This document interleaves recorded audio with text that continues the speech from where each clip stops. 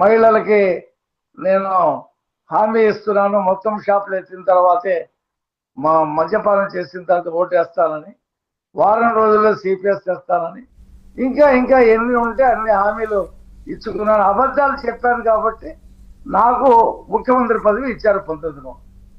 నేను మళ్ళీ ఇప్పుడు ఓడిపోయారు. మళ్ళీ ఇప్పుడు కూడా అబద్ధాలు అనేటువంటి ప్రాతిపదికనే నేను ముఖ్యమంత్రి అవుతాను తప్పితే వాస్తవాలు మాట్లాడితే అవ్వను అనేటువంటి నిర్ణయానికి వచ్చేసి 2014లో ఈవీఎంలు చాలా గొప్పవి, ఎవరైతే దేని మీదైతే ఓటేస్తాడో అది స్లిప్ పైకి కనిపిస్తుంది, ఆ తర్వాత సాటిస్ఫాక్షన్ అయ్యి బయటకు వస్తున్నాడు, లెక్క పెడితే కరెక్ట్గా వస్తుందని చెప్పి పెద్ద ప్రెస్ మీట్ పెట్టి చెప్పాడు.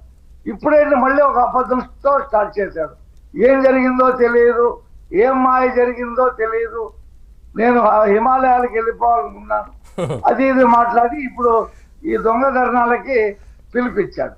నువ్వు రైతులకి కనీసం కోడి సంచులు ఇవ్వాల, రైతుల దగ్గర సేకరించిన ధాన్యానికి 6 నెలలకి సంవత్సరానికి కూడా నువ్వు డబ్బులు ఇవ్వకపోతే 1500 కోట్లు ఈ కూటమి ప్రభుత్వం వచ్చిన తర్వాత రైతులకు చెల్లించే పరిస్థితి.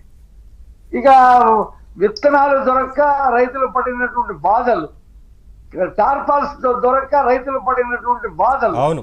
ఇక నువ్వు ఇన్సూరెన్స్ కట్టకపోవటం వల్ల వరదలు వచ్చి కనీసం ధాన్యాన్ని కాపాడుకునే పరిస్థితిని కూడా కల్పించలేకపోయింది గత ప్రభుత్వం. కరెక్ట్, కల్పించలేకపోయింది.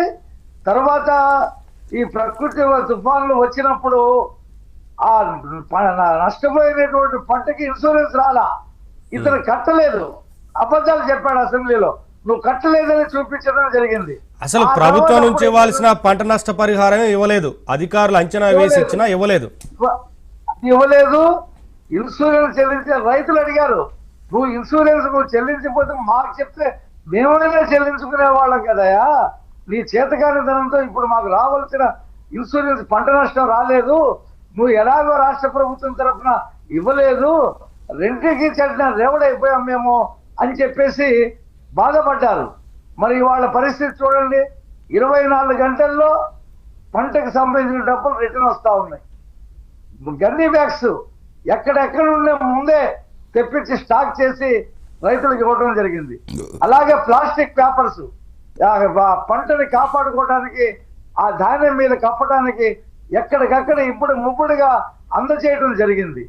ఇలాగా పంట అసలు ఆయన వరదలు వచ్చిన సమయంలో ఆయన గతంలో ప్రతిపక్ష నేతగా ఉన్నప్పుడు పెద్దగా పంటని పరిశీలించింది లేదు, పోయి ఏం జరిగింది అనేది రైతులను అడిగి తెలుసుకున్నది లేదు. పాదయాత్ర చేశారు కానీ పక్క జిల్లాలో వరదలు వర్షాలతోని ఇబ్బందులు ఎదుర్కొంటున్నా రైతులు ఆ ప్రాంతానికి కూడా వెళ్ళలేదు. ఆయన ఏదో పాదయాత్ర చేసుకుంటూ వెళ్ళారు.